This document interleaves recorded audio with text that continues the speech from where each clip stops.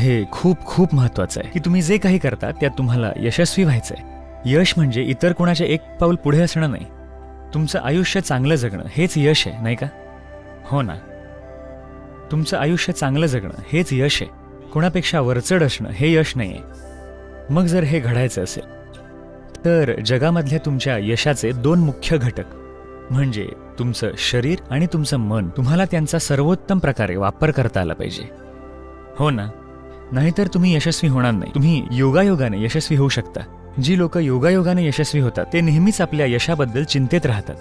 पण जर तुम्हाला ह्या शरीराचा आणि मनाचा वापर कसा करायचा हे माहीत असेल तर तुम्ही तुमचं सर्वोत्तम देण्याचा प्रयत्न करणार, बस एवढंच आहे। बाहेरच्या परिस्थिती अनुसार कधी बरंच काही तुमच्या मनासारखं होईल, कधी इतकंच तुमच्या मनासारखं होईल, पण इतकं किंवा तितकं हे यश नाहीये, तुम्ही ते उत्तम करताय यातच यश आहे, नाही का?